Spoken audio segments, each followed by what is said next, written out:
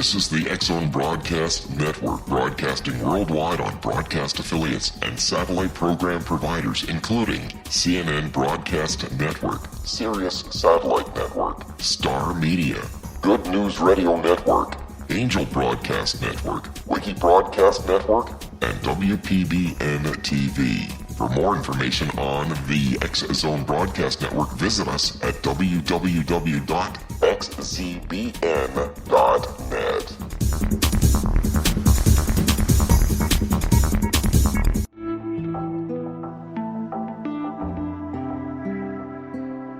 Take a step back in time and discover old Florida cuisine at Marsh Landing Restaurant in Fellsmere. Enjoy delicacies such as frog legs, gator tail, catfish, and swamp cabbage, or enjoy the more traditional cuisine like hand-cut Angus steaks, ribs, and seafood. Join us for breakfast with a southern flair featuring sweet potato pancakes, biscuits and gravy, and much more. Planning a party? Marsh Landing's private dining room can accommodate groups from 8 to 80 people. While you're visiting, enjoy the historic pictures, artifacts, and stories that line the walls. Marsh Landing is truly a unique experience. Marsh Landing Restaurant, 44 North Broadway in historic Fellsmere, or visit marshlandingrestaurant.com. Marsh Landing, Old Florida cuisine at its best.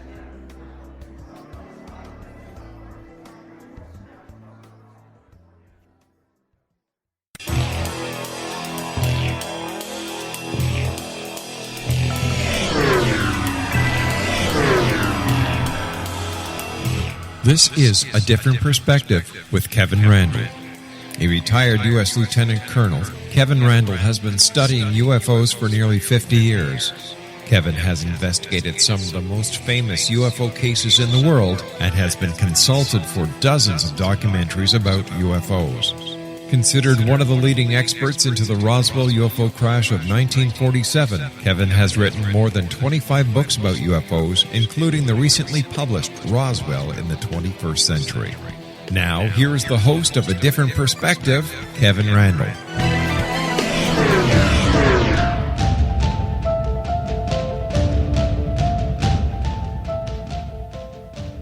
And good evening. We are back once again.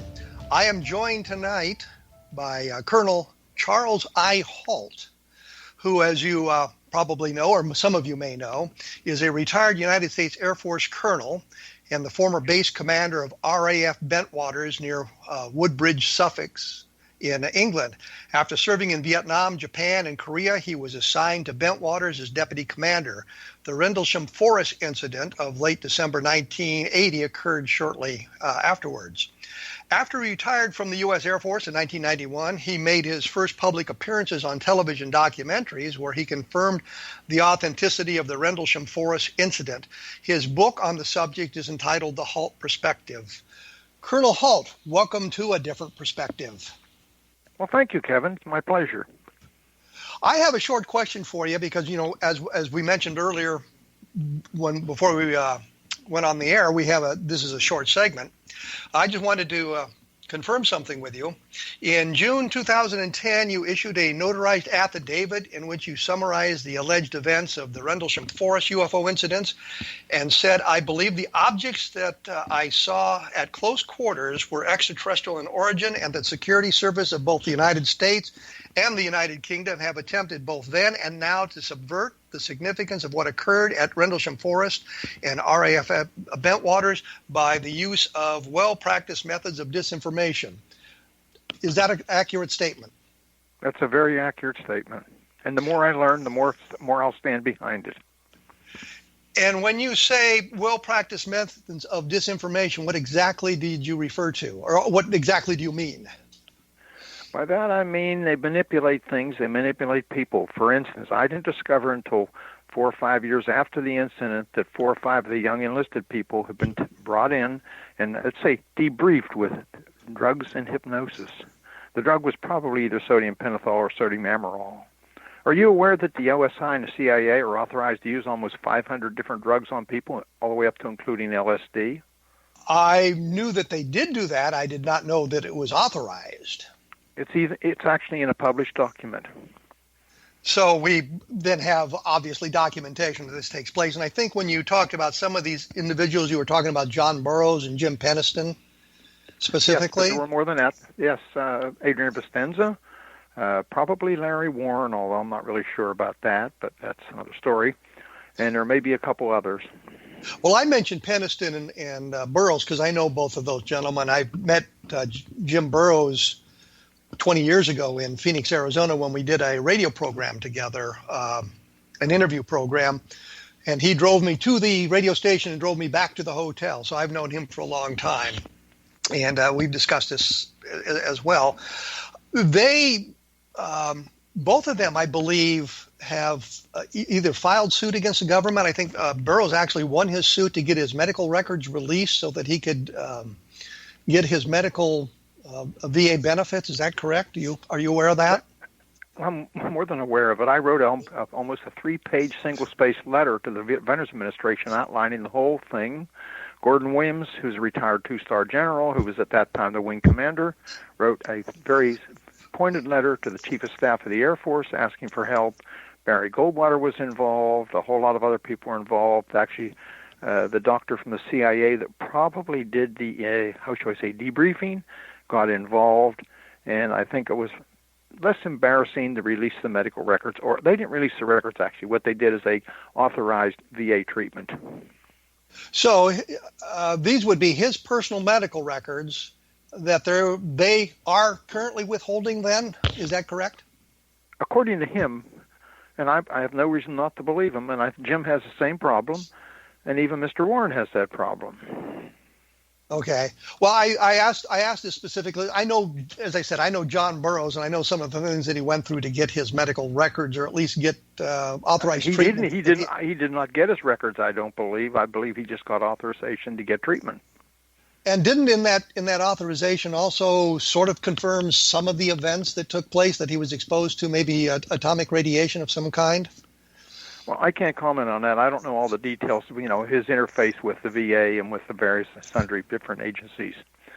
Okay, but I do know he got treatment, and so Peniston did, and I think a couple others have. Okay, well, I kind of followed this tack because I knew we had just a few minutes here, and there's other things we need to go to in depth. So we're going to have to take the quick break that I mentioned earlier, and when we come back, we'll be here with Colonel Halt talking about the Bentwaters UFO landing of December 1980. We will be back in just a moment.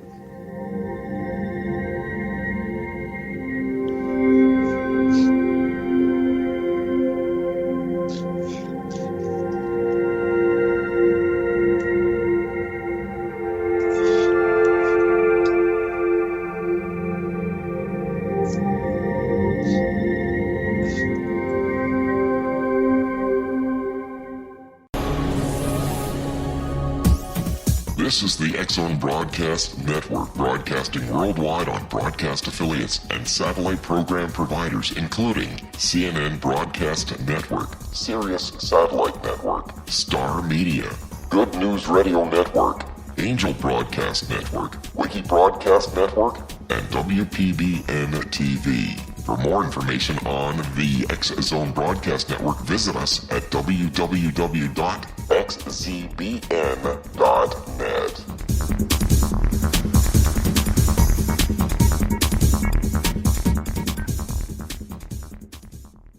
How would you like to be able to read other people's minds? Well, the next best thing is here. When you know how to read a person's name, you know how the person thinks, feels, and behaves.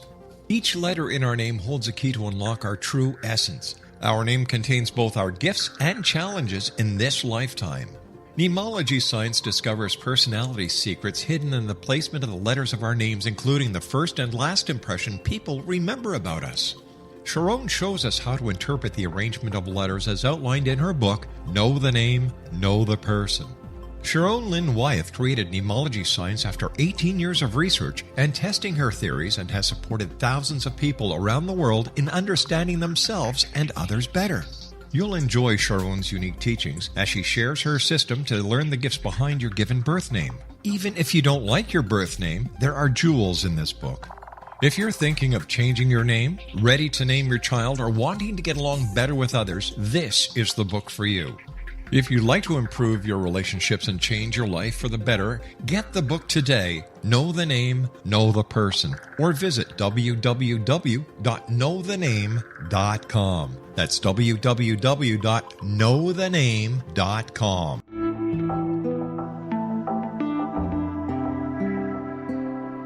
Take a step back in time and discover old Florida cuisine at Marsh Landing Restaurant in Fellsmere, Florida. Enjoy delicacies such as frog legs, gator tail, catfish, and swamp cabbage, or enjoy the more traditional cuisine such as hand-cut Angus steaks, ribs, and seafood. Join us for breakfast with a southern flair featuring sweet potato pancakes, biscuits and gravy, and much more. Planning a party? Marsh Landing's private dining rooms can accommodate groups from 8 to 80 people. While you visit, enjoy the historic pictures, artifacts, and stories that line the walls. Marsh Landing is truly a unique experience. Marsh Landing Restaurant, 44 North Broadway in historic downtown Fellsmere, or visit marshlandingrestaurant.com. Marsh Landing, old Florida cuisine at its best.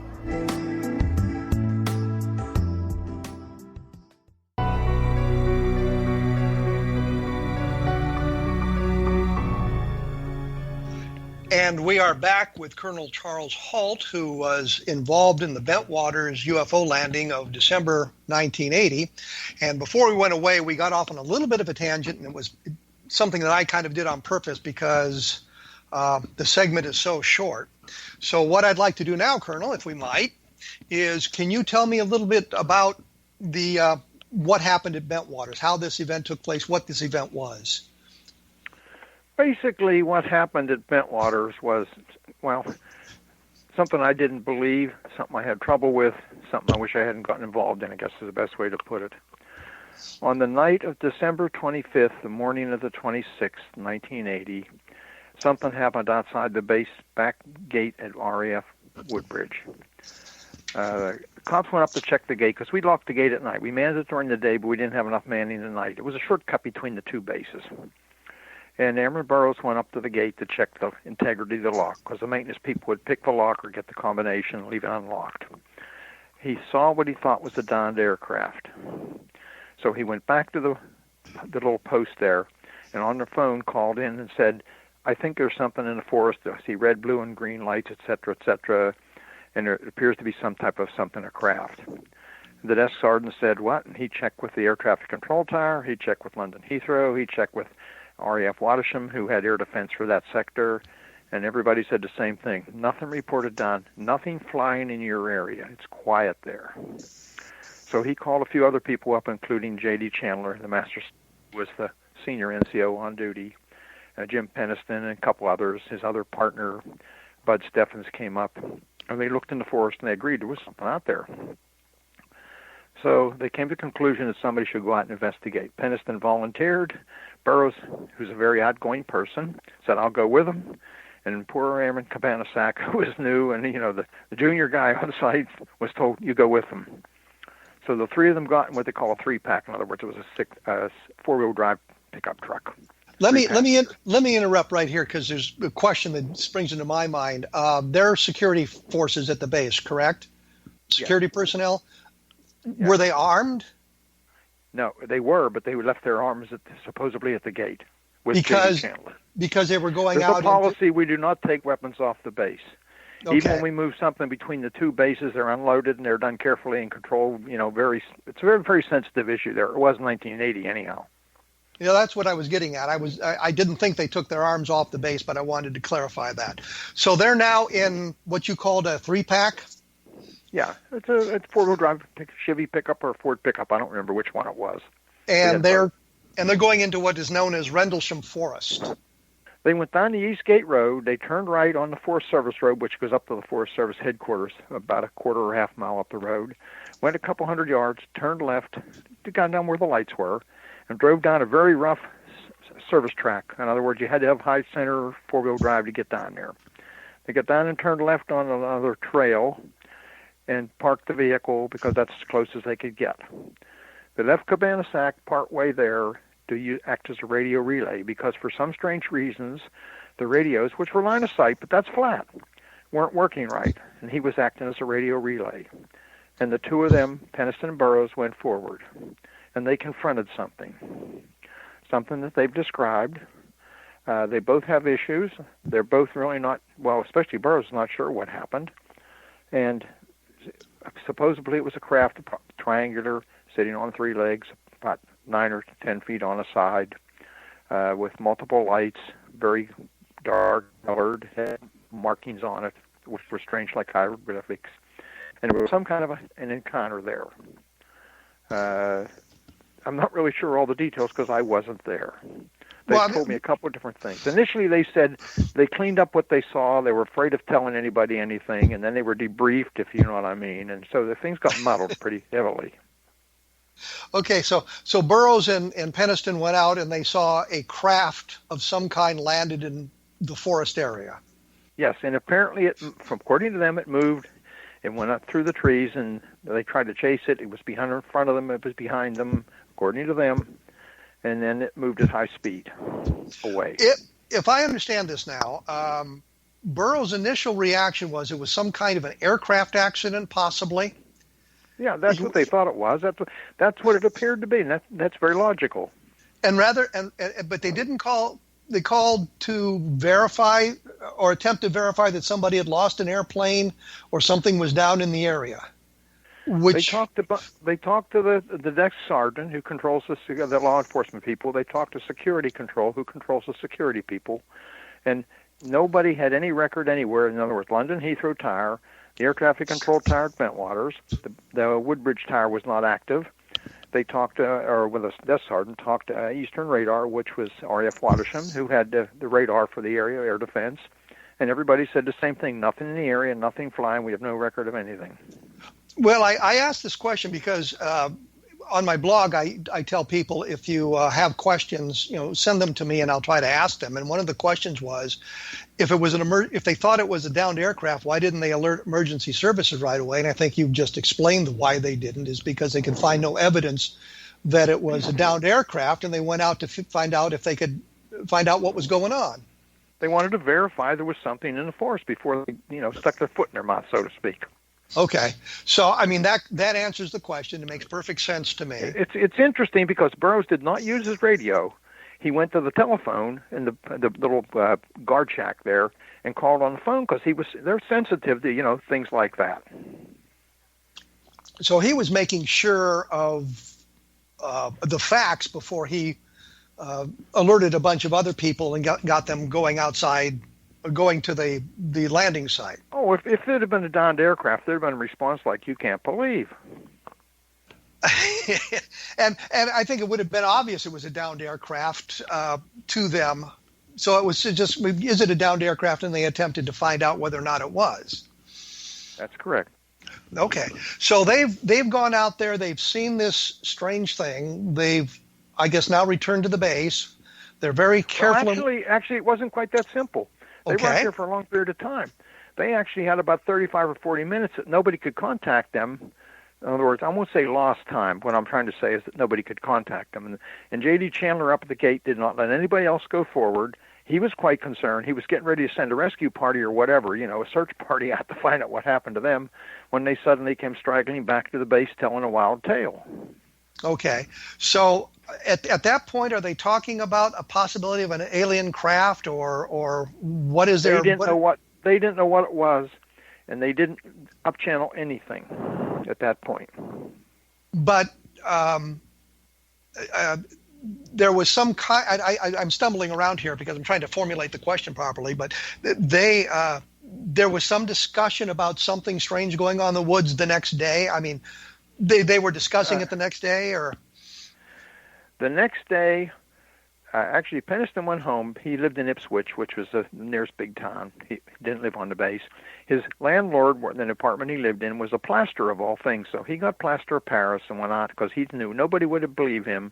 And there were indentations in the ground, 3 equally spaced, identical indentations. He took plaster casts, one of which I have. And there's a long story there we don't have time to go into.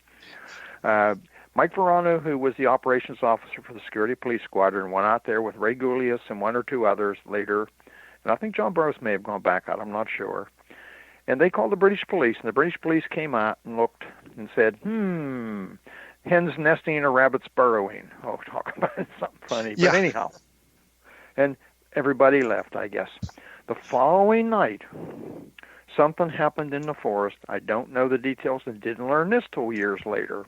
Bonnie Tamplin, who was the on-duty senior police officer, she was a second lieutenant or first lieutenant? Second lieutenant then, I think, had some kind of confrontation, and she and Master Sergeant Bobby Ball had something happen. She had a nervous breakdown and was shipped back to the States very quickly. Okay, this would be the night of the 26th to the morning of the 27th. Morning of the 27th. That's correct. Okay, and I didn't learn about that until many years later. She disappeared, and I was kind of a mentor for her because in 1980 she was a female cop, which is very unusual. She was black, very talented, bright kid, and I really liked her.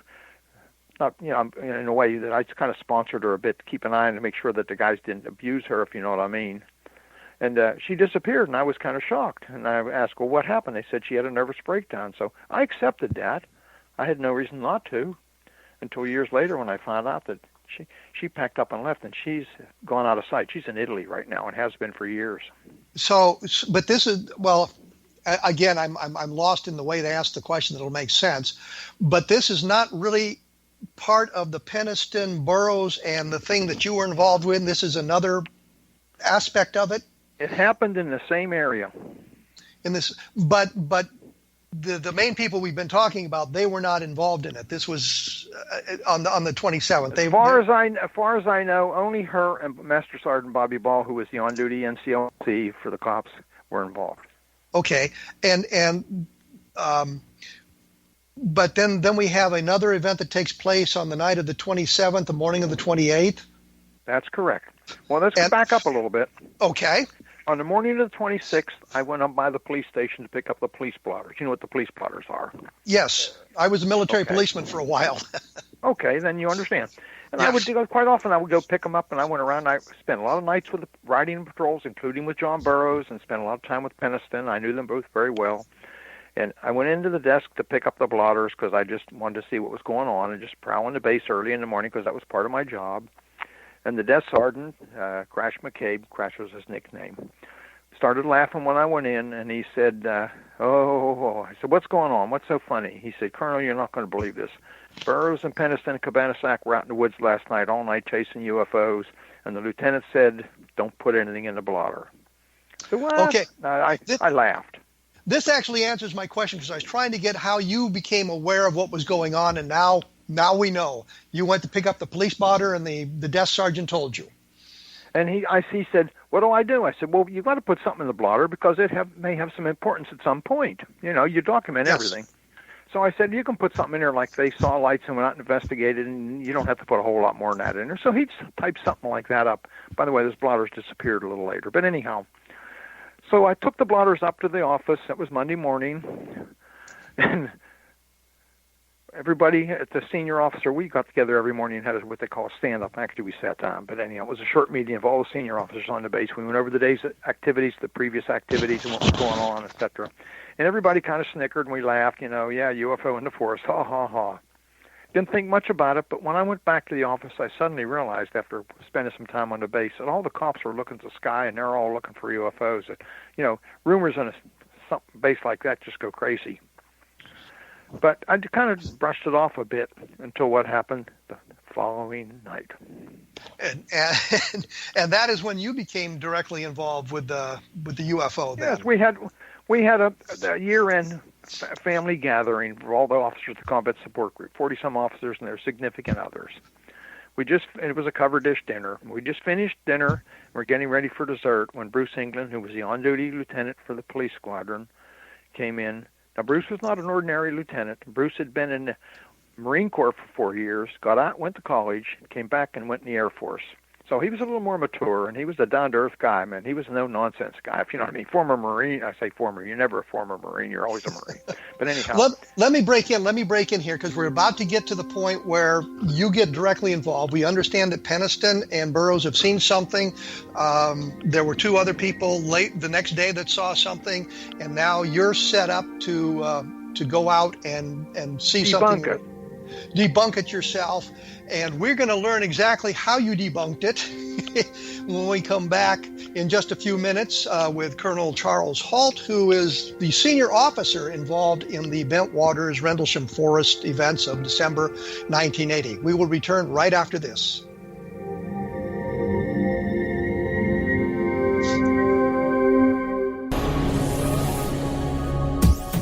This is the X-Zone Broadcast Network, broadcasting worldwide on broadcast affiliates and satellite program providers, including CNN Broadcast Network, Sirius Satellite Network, Star Media, Good News Radio Network, Angel Broadcast Network, Wiki Broadcast Network, and WPBN TV. For more information on the X-Zone Broadcast Network, visit us at www.xzbn.net.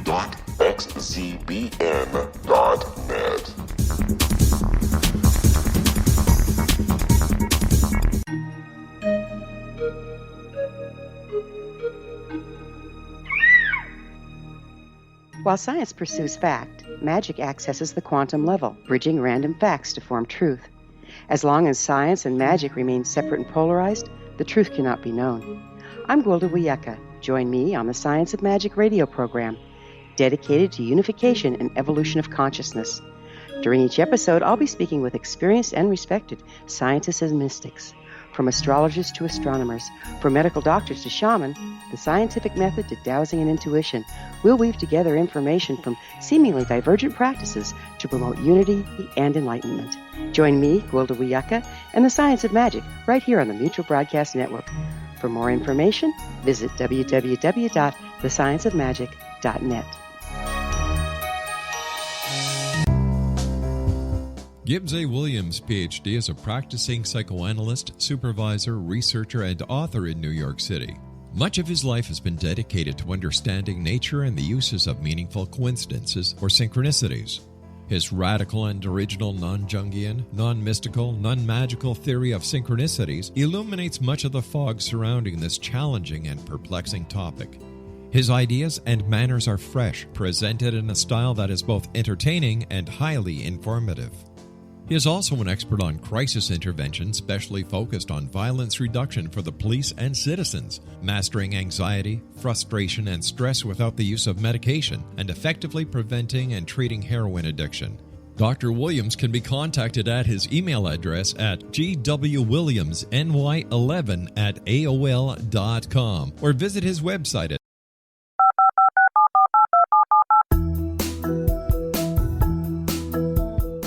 Did you know that when you're on the road with limited data or Wi-Fi, you can still listen to the X-Zone Radio Show with Rob McConnell, The Science of Magic with Gwilda Wiyaka, X-1, Dimension X, Space Patrol, and every minute of the X-Zone Broadcast Network by calling 213-401-0080, courtesy of Audio Now. No smartphone, app, or internet needed. It saves your data plan, and it's free if you have unlimited minutes. Call 213-401-0080 to listen on any phone, anytime, anywhere. Remember 213-401-0080 for the best of the paranormal, parapsychology, and sci-fi radio programming anywhere, 24/7, 365.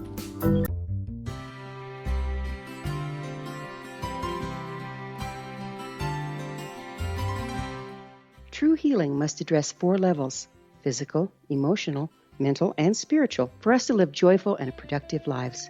We tend to treat 3 of the 4, leaving the spiritual languishing. If you're tired of the same dysfunctional patterns cropping up in your life, Soul Balancing is for you. Trixie Phelps, owner and founder of Soul Balancing, is a naturally gifted energy healer trained in numerous esoteric forms, including shamanism. Trixie has created a powerful modality that safely and effectively clears your energetic field. A soul balancing session can remove interference, heal trauma, and restore your hope. Contact Trixie for a life-changing long-distance session today, www.soulbalancing.world.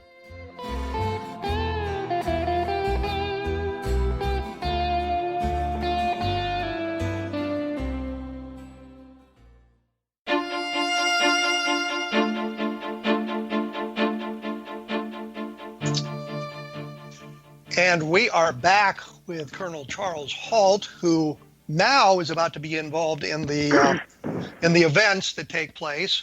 We have Penniston Burroughs having seen something a couple of days before. They're out in the forest. They've seen some strange lights. They've reported this back. There's been some discussion about it amongst the various security forces out there, kind of laughing about it. Senior officers are kind of laughing about the UFOs. And now we're at the party that you were at, Colonel Halt, and you're about to learn that the light's back. Is that correct? That's correct. And what did you told me there was something back, and there was something back in the forest. And of course, I had, come on, I don't believe this. And so you are going to go out and investigate it yourself and debunk this thing once and for all. Well, I was I had a suit on, so I said to the chief of police, I said, I want one of your senior NCOs to go with me. He said, Bobby Ball's on duty. I knew him. He was very competent. I went to the disaster preparedness officer, Sue Jones, and I said, who's on duty? I want one of your people to come with me, whoever's on standby. I want them to get their equipment. And she said, well, it's Monroe Neville's. And I knew he was a semi-professional photographer. He had a degree in photography. In fact, he even had his own darkroom then. And I said, well, good. Have him meet us down at the disaster preparedness office because I want him to get an APN-27, which is a Geiger counter, to prove that there's no radiation. Bring his camera so he can take pictures to show there's nothing there. So I went home and changed clothes, and Bruce England came by with Bobby Ball and Airman Bestenza, and we went and got Neville's, and we went out into the forest. We don't have time to go through all the minute details, but they took me out. They took me out to the site, and we find these 3 indentations, equal distance apart. We get radiation, which is about 9 times higher, than background radiation. The area in the center of the triangle formed by the 3 indentations has higher readings than the indentations themselves. The pine trees, tall Corsica pines, have higher readings on the inside of the tree, in other words, facing the site, than the back side of the tree. When we look overhead, we can see an opening through the tree canopy where branches are broken and there's branches on the ground. While we're there trying to figure out things, something appears. A glowing object. Best way I can describe it, it's oval, about like a football, only a little larger, or an eye, has a dark center, and it appears like it's blinking, and it's dripping something the equivalent of molten metal or whatever out in the farmer's field, which is beyond us looking toward the sea. We watch it for several minutes. It moves about. The farmer's house, which is directly behind the object, we're in line with it, is reflecting bright red light like it's on fire off the top and bottom row of windows. And I'm kind of concerned about the people that are in the house because this thing, I don't know what it's doing or what it is. And I'm trying to think, ball lightning? I'm trying to think of an explanation. And I get thinking, oh, why am I out here?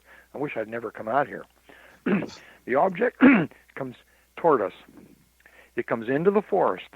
It moves through the trees, traveling horizontally up and down vertically a little bit, missing the trees. In other words, it's under intelligent control. It obviously was. So we go forward trying to get close to it. It goes back out into the field and explodes into 5 white objects silently, just like fireworks. Wow. At that point, I'm really concerned. So we go out into the field looking for evidence of whatever was shedding or dripping off the object. We find nothing but evidence that cattle had been there. The cattle are in the barn down below. So while we're out there in the field, I think it was Neville's looked to the north and said there's 3 or more, was it 3? I think it was 3 objects that were elliptical with bright colored lights, multicolored lights on them. They were moving in sync together. And while we're watching the objects turn from elliptical to full circle, still displaying multicolored lights. So we go down across the field further to get a better view, wade through a small stream and get wet. It's cold, it's windy, it's a miserable night out there actually, but it was dry. And we noticed to the south 2 objects, very bright objects to the south. All we could see is bright white lights. One of the objects comes overhead at high speed, stops overhead, and sends down the equivalent of a laser beam within 10 feet of where we're standing. And, well, I'm about to go into shock. We're thinking, is it a weapon? Is it a method of communication? Is it a warning? What is it? And as suddenly as it appeared, click, it disappeared. In other words, just like it was a light bulb, it turned off. We're out there, and in the meantime, I'm talking to the command post trying to say, do you see anything? Call Eastern Radar. What does the air traffic control say? Everybody's telling me, no, we don't see anything. We don't. Later years, I find out, guess what? They did. But anyhow, another object to the south moves over the weapons storage area or that area, and I can see beams coming down. And I hear chatter on the radio that they're seeing things, and I don't know what exactly happened over there. But I do know now, talking to people that were there, that the tower operator, there's a 38-foot tower, I believe it's 38 foot, in the weapons storage area. I definitely saw something. They saw, one or more people saw a triangular object. Some of the people on the ground saw objects. And a communications guy that was working on some of the system out there saw something. And there was definitely something in the area. Years later, I found out the air traffic control people at Bentwaters were afraid to say, but what they saw, something go across their scope twice at about 5,000 miles an hour, came back and they saw glowing red objects, and they saw it go into the forest near where we were. I didn't find this out a few years later. But you're in the forest. You're there with Penniston and Burroughs, is that correct? They're with you as well? No. Penniston and Burroughs were out there on the first night. Now, Burroughs hitchhiked out. The night I went out, Burroughs hitchhiked a ride. He was not on duty, with one of the police patrols coming out into the forest. And he called me on the radio 2 or more times and said, I want to come forward and be with you. And listen, all these people in the forest at the middle of the night in England just caused me great concern. I thought, this is a public relations disaster. And I told everybody when I got out there, you guys be quiet. Don't make any noise. Don't do anything to draw attention. We do not need the publicity from this. That's why I told Burroughs, you stay here where the light halls and where the vehicles were, and there were, 10 or 15 cops there. And he did. He stayed there very reluctantly. When we came back to the light halls and the cops, I sent most of them back to the base, and Burroughs was bugging me half to death. I want to go back out to the site where the supposed craft had landed 2 nights earlier. I said, okay, and he said to Bastenza, come with me. And he and Bastenza went forward. We could see them the whole time because the Corsica pines have the canopies high. You can see right through them. He went forward to the site, he and Bastenza, and they come back and they said nothing to me about anything unusual. That doesn't mean nothing happened, but nothing unusual. And we all went back to the base. I wrote the memo, and you know the rest of it. Well, I was going to say, when the memo, you prepared a page-long document about what you had seen that night or what had transpired over the couple of days? Yeah, but I kind of cleaned it up, if you know what I mean. The idea of the memo was, because what happened? When I went back to the base, it was like 4:30, 5 o'clock in the morning. I went home. I took a shower, had something to eat. I was hungry. I couldn't sleep, so I went into the office, and I shared the building. The bus commander's office was on one side, and the wing commander's office was on the other side. We had a common foyer. And as I was going in, Gordon Williams drove up. So I stopped and talked to him. And he made a comment to me. He said, boy, that was some night you had last night, because he overheard my conversations on the command radio net, asking for, the Eastern Radar to look and do this and do that. I said, yeah, boss, things happen that I don't believe.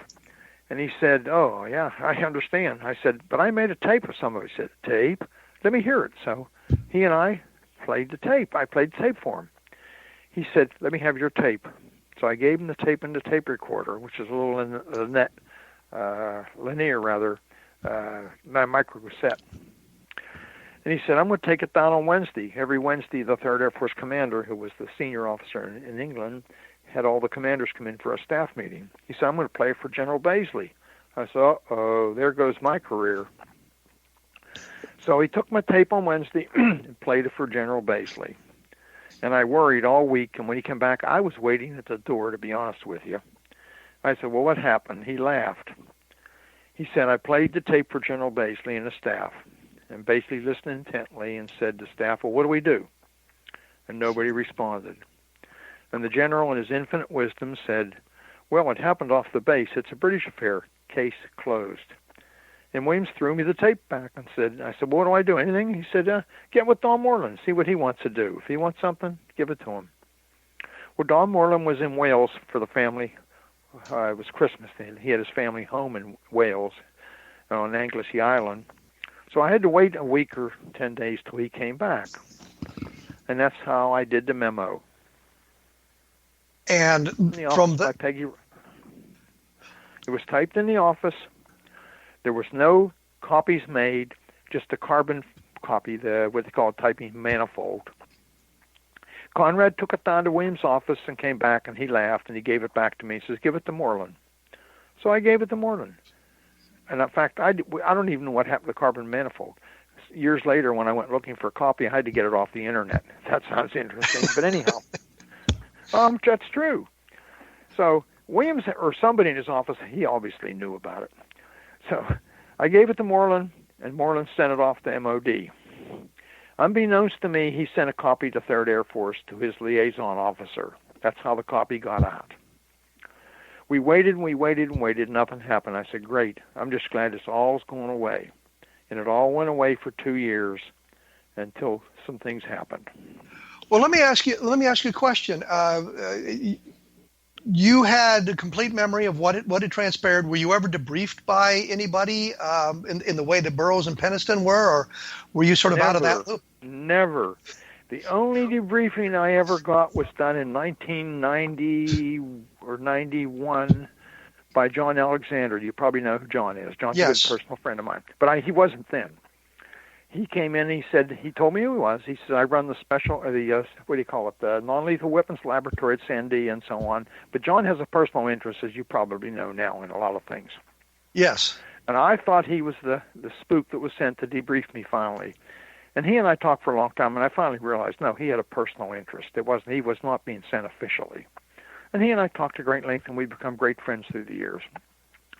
Never, ever. When I left the military, my last job, I had total inspection oversight of the entire Department of Defense, all services, all agencies. I got debriefed because I had knowledge of things that we don't want to talk about. And I said to the debriefers on retirement, can I talk about Bentwaters? And they said, Bentwaters? What's about Bentwaters? I said, well, there was a UFO incident there or whatever it was, and am I free to talk about it? And they said, no problem. Interesting, because they didn't know anything about it. Well, when you said, we need to clarify this, when you said the things we don't want to talk about, you're talking about military secrets as opposed to UFO sightings. Yes. So you're debriefed about things that you had come in contact with as in your job, and you were debriefed, and those are the things you don't want to talk about. The UFO, obviously, nobody cared about. Well, when I ran the DODIG, we looked at everything from where the president goes if, there's a problem, to child care, to military readiness, to whatever. Well, we're going to have to take a quick break here because we're running out of time on this segment. When we come back, I'd like to talk a little bit about the disinformation and the chemical debriefings that some of the younger enlisted soldiers went through, and see if we can get a little more information about that. So when we come back, we'll follow that tact. And for those of you who want more information, look at www.kevinrandle.blogspot.com, and we'll return in just a moment.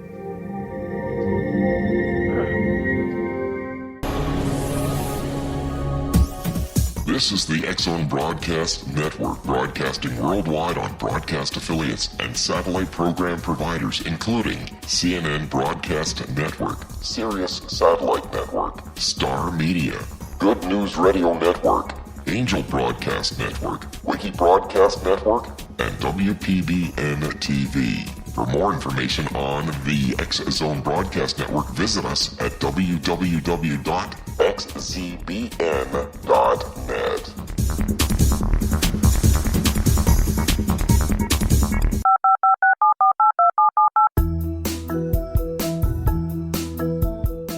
Did you know that when you're on the road with limited data or Wi-Fi, you can still listen to the X-Zone Radio Show with Rob McConnell, The Science of Magic with Gwilda Wiyaka, X-1, Dimension X, Space Patrol, and every minute of the X-Zone Broadcast Network by calling 213-401-0080, courtesy of Audio Now. No smartphone, app, or internet needed. It saves your data plan and it's free if you have unlimited minutes. Call 213-401-0080 to listen on any phone, anytime, anywhere. Remember 213-401-0080 for the best of the paranormal, parapsychology, and sci-fi radio programming anywhere, 24/7, 365.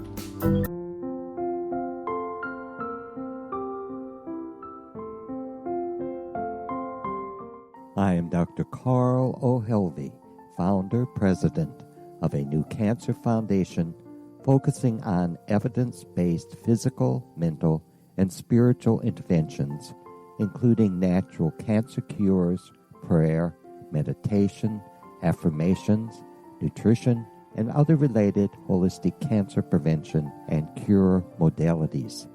These are used in cancer education, research, and financing care. I ask for your help to continue this important work by donating at www.holisticcancerfoundation.com.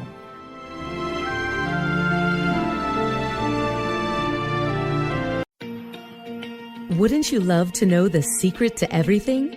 Well then, meet Dr. Kimberly McGeorge and her cutting-edge breakthrough knowledge that combines science with possibility.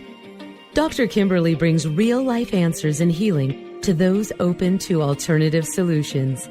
She teaches solution-based programs and classes that will change all areas of your life forever.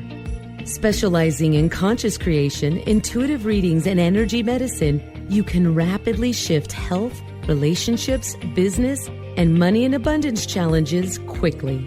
Receive her best-selling book, Secret to Everything, at no cost by going to secrettoeverything.com/X-Zone. That's right, transformation can start now. Just go to secrettoeverything.com/X-Zone and receive Dr. Kimberly's book for free. Little children aren't the only ones afraid of the dark. Millions of soldiers return from war zones with PTSD, anger, frustration, fear, and loneliness, much of which surfaces during the darkness of the night. You have the chance to change the lives of these American heroes. Songs and Stories for Soldiers.us provides free MP3 players for these men and women. With a list of 3 million songs in 16 different styles, 100,000 audiobooks, and 30,000 old-time radio programs, every veteran can find something to soothe and comfort them at no cost. All our players contain an 8-hour audio program designed to help veterans fall asleep. With 1,500 plus vets now participating, it's our goal to deliver 10,000 audio players this year. Go to our website at songsandstoriesforsoldiers.us. Help us help a veteran make it through the night. You're listening to the X-Zone Broadcast Network, www.xzbn.net.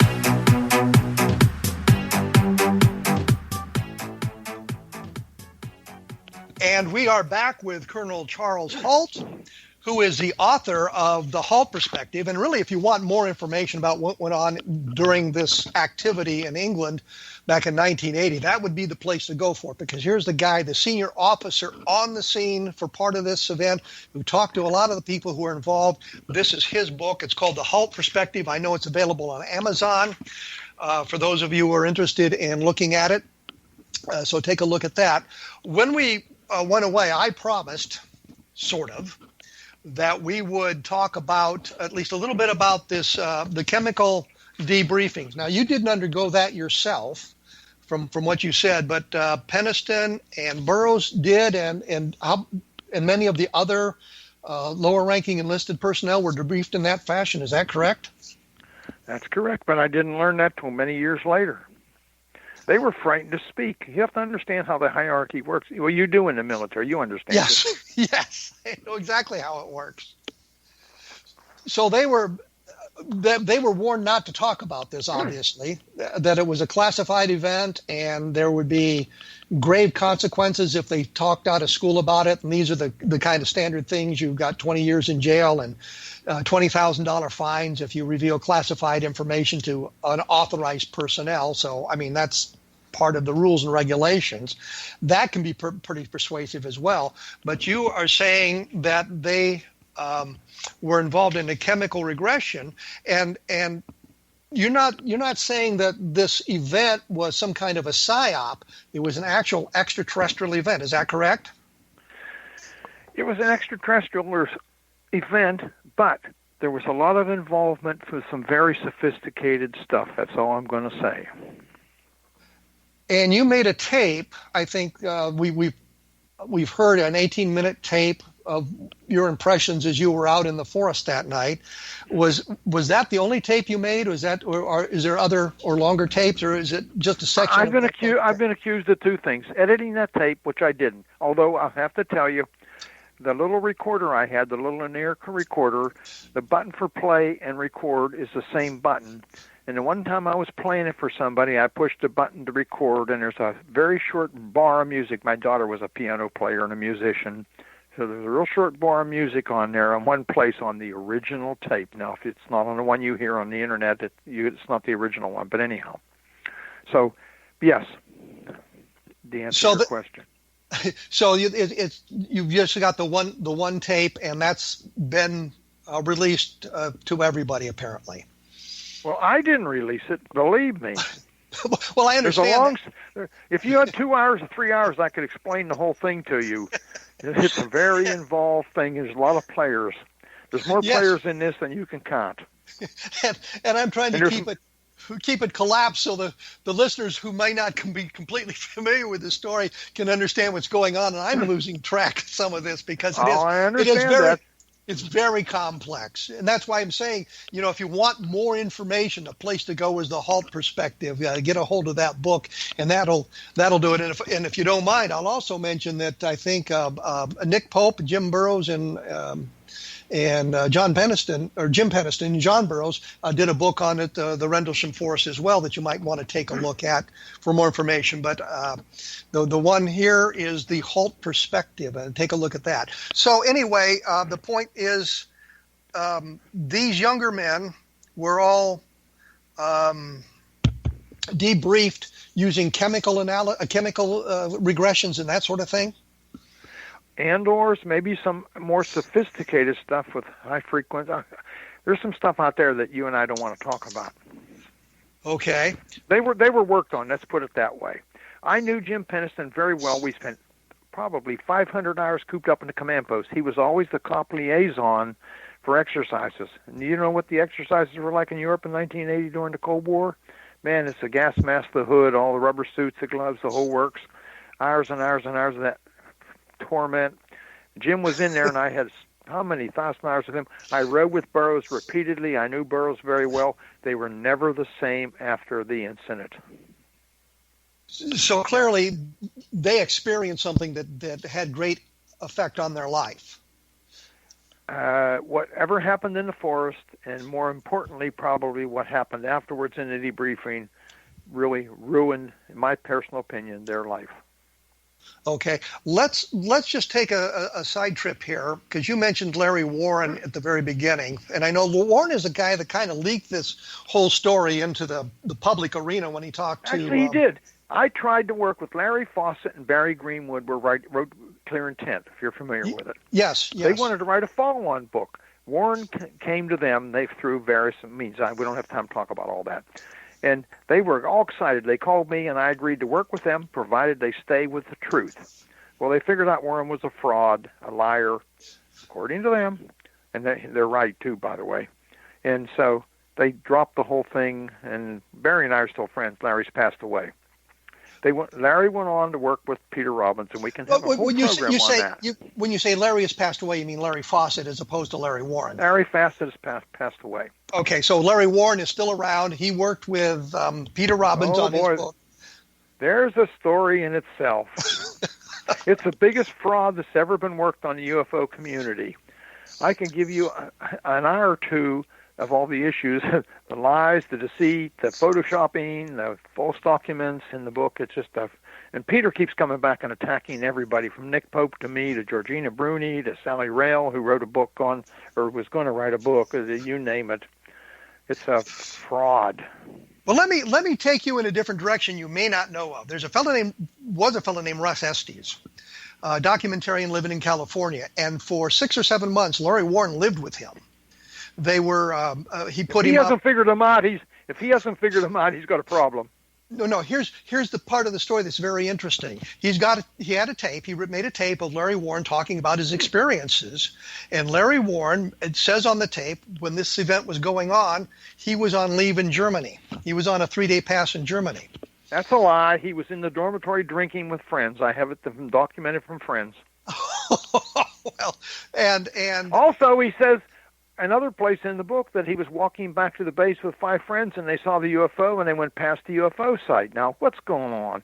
The guy is a total fraud. There's no other way to describe it. Okay, so we don't need to listen to what Larry Warren has to say. We're back with John Burroughs, Jim Peniston, and the guys who were actually involved in this thing. And they didn't talk about this until Warren, who obviously overheard the story in the barracks, mentioned it to Fawcett and Barry Greenwood, and they put it in. The problem is Adrian Bastenza went back to the dormitory, and he said this to me. I went back, and the first person I talked to, which means Larry Warren wasn't there, was Larry, and I told him everything that happened in the forest. But the problem was he'd been had before that, talked about underground facilities the size of the Skydrome. Oh, God, the story gets crazy. Okay. And the other thing we should point out, Larry Warren's whole military career was, about 8 months? Yeah, he was thrown out with a coded discharge, unsuitable, undesirable for the convenience of the government. How about that? He was also on the Chain Gang, which was a group that Mel Zickler had, which I didn't approve of, which was the druggies, and guess what, that were working, picking up rocks by the side of the road. The OSI or somebody got involved to clean things up, gave him a flunky job in supply till they could get rid of him. They found an excuse to give him a discharge and get him out, thought it would all go away. They made a mistake. So Larry Warren is not a credible source. And wait a minute. You really need to go back and look at stuff, all the photoshopping stuff he did, the memorabilia he sold, the Stevie Vaughan guitar he sold for $100,000 turned out to be a fraud, and on and on. Oh, this is endless.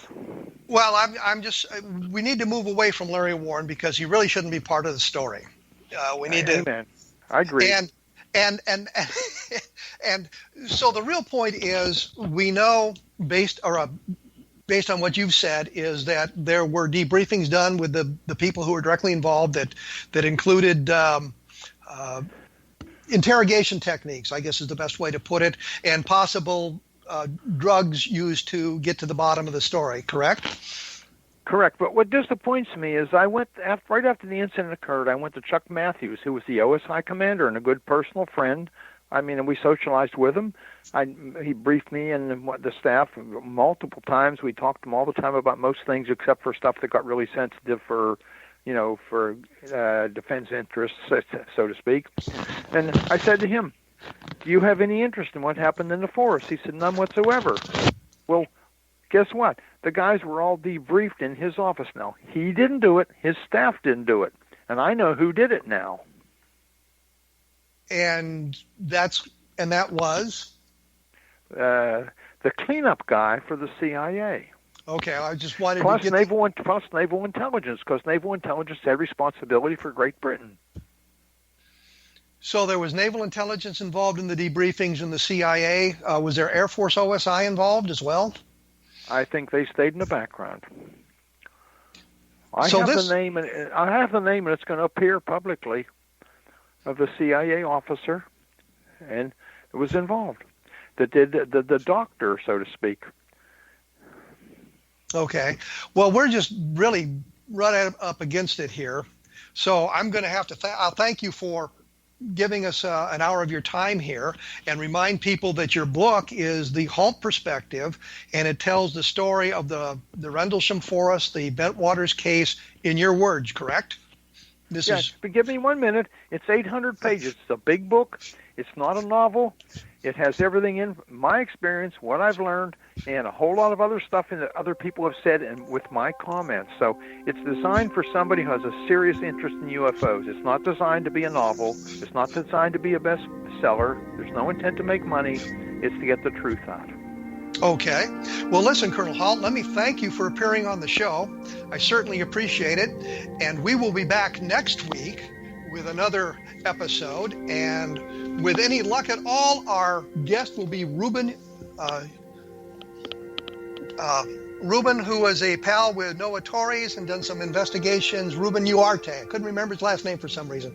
We will be back in 167 hours. Thank you for listening.